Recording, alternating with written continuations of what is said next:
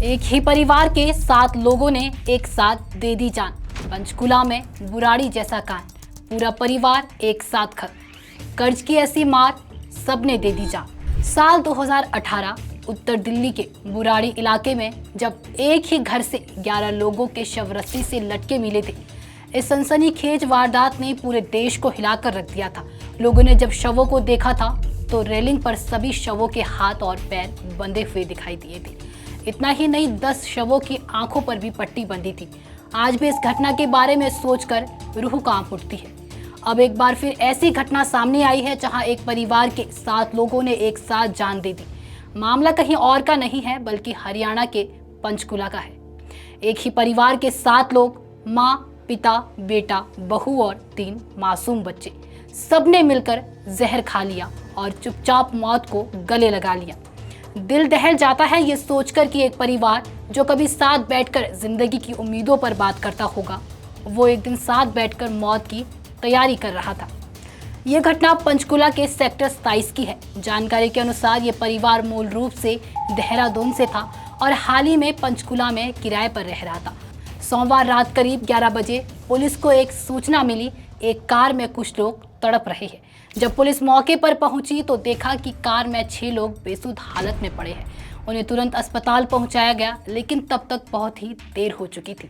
कुछ ही देर बाद कार के पास ही एक और व्यक्ति भी अचेत अवस्था में मिला। उसे भी अस्पताल ले जाया गया, लेकिन वह भी नहीं बच सका। इस पूरी घटना में जिनकी मौत हुई, उनके परिवार के मुखिया प्रवीण मित्तल, उनके पिता देशराज मित्तल, उनकी मां, पत्नी और 3 बच्चे शामिल हैं। कहा जा रहा है कि परिवार पर भारी कर्ज था। प्रवीण मित्तल ने कुछ समय पहले टूर एंड ट्रेवल्स का बिजनेस शुरू किया था, लेकिन उसमें उन्हें तगड़ा घाटा हुआ। कोविड और आर्थिक संकट के बाद हालत ऐसे हो गई कि रोजमर्रा की जरूरतें पूरी करना भी मुश्किल हो गया था। पुलिस को मौके से 2 पेज का सुसाइड नोट भी मिला है। उसमें साफ तौर पर लिखा गया है कि परिवार कर्ज के बोझ तले दब चुका था।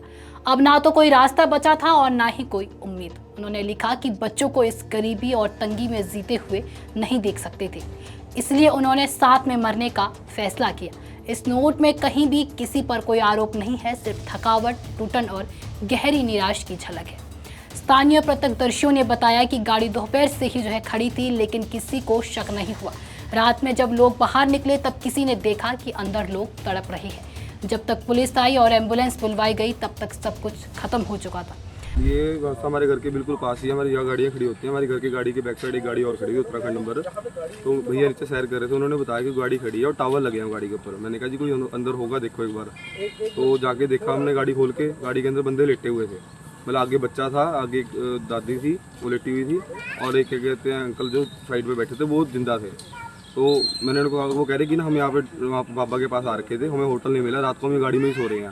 मैंने उनको कहा कि गाड़ी यहाँ से हटा लो, आप गाड़ी यहाँ मार्केट में लगा लो, आप यहाँ ना लगाओ गाड़ी। कह रहे जी ठीक है। वो गाड़ी स्टार्ट करने लगे। मैंने कहा, मैं दोबारा वापस आया, मैं कहा एक बार रुको उतरा। मैंने टॉर्च जला के फोन की, देखा कि क्या हुआ है।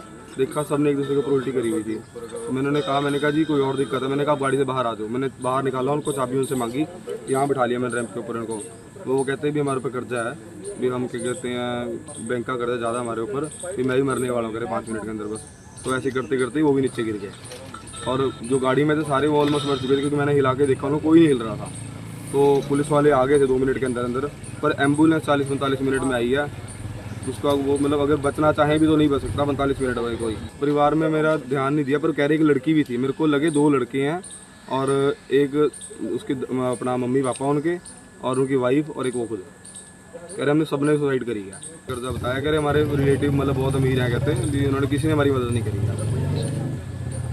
सुसाइड नोट कह तो नहीं है कि पड़ा है, सुसाइड नोट अखबार में आया हुआ आज, कहते हैं सुसाइड नोट है। दरअसल देहरादून निवासी प्रवीण मित्तल अपने परिवार सहित पंचकुला में आयोजित बागेश्वर धाम की हनुमंत कथा कार्यक्रम में शामिल होने आए थे। कार्यक्रम खत्म होने के बाद देहरादून वापस जाते हुए उन्होंने सामूहिक आत्महत्या का यह कदम उठाया। पंचकुला की डीसीपी पंचकुला हिमाद्री कौशिक के अनुसार हमें सूचना मिली थी कि 6 लोगों को ओजस अस्पताल लाया गया है। जब हम वहां पहुंचे तो पता चला कि वे सभी मर चुके हैं। एक अन्य व्यक्ति को सेक्टर 6 के सिविल अस्पताल लाया गया, उसे भी मृत घोषित कर दिया गया है। प्रथम दृष्टया यह मामला आत्महत्या का लग रहा है। घटना सामने आने के बाद ये सभी जांच अधिकारी मौके पर मौजूद हैं। सभी मृतक एक ही परिवार के सदस्य हैं। पंचकुला पुलिस के मुताबिक सभी 7 शवों को पंचकुला के निजी अस्पतालों के शवगृह में रखवाया गया है। हाँ जी, तो हमें सूचना मिली कि 6 व्यक्ति यहाँ लाए गए हैं ओजस हॉस्पिटल में, और फिर जब यहाँ पहुँचे तो ये भी पता लगा कि उनकी मृत्यु हो गई है। और एक व्यक्ति जो सेक्टर 6 सिविल अस्पताल ले गए थे, जिनको उनकी भी मृत्यु हो गई है। तो इस मैटर में जो हमें प्रथम दृष्टया लग रहा है कि ये आत्महत्या का मैटर है ना, सुसाइड का मैटर है प्राइमा फेसी। तो फिर भी फीमेल क्राइम टीम मौके पर पहुँच चुकी है, इन्वेस्टिगेटिंग ऑफिसर्स मौके पर पहुँच चुके हैं। हम सारे साइंटिफिक एविडेंस कलेक्ट करेंगे और इस मैटर को प्रॉपरली एनालाइज करेंगे। बट प्राइमा फेसी हम सुसाइड एक पूरे परिवार के लोग हैं। हाँ जी, हमें पता है, अभी तो हम आइडेंटिटी डिस्क्लोज नहीं करना चाहेंगे, बट इनका पहचान हो गई है, पास में आईडीज। हाँ, एक बार जैसे हमारी अभी फोरेंसिक टीम आई है, वो पूरा वहाँ पे एनालाइज करेगी गाड़ी के अंदर क्या है और क्या इसके रीजंस थे। बट हाँ, कुछ फैक्ट्स हमारे सामने जो एकदम प्राइमरीली आए हैं, उससे ये इंडिकेशन होता है कि सुसाइड का मैटर। फॉरेंसिक टीम ने मौके पर पहुंचकर नमूने जांच के लिए मौके से लिए। इस घटना के बाद पूरे इलाके में मातम पसरा है और हर कोई इस दुखद त्रासदी से सदमे में है। पुलिस ने मामला दर्ज कर जांच शुरू कर दी है। फिलहाल के लिए इस वीडियो में इतना ही। अगर आपको वीडियो पसंद आई हो तो वीडियो को लाइक, कमेंट, शेयर और हमारे Facebook page case life Himachal को फॉलो अवश्य करें। धन्यवाद।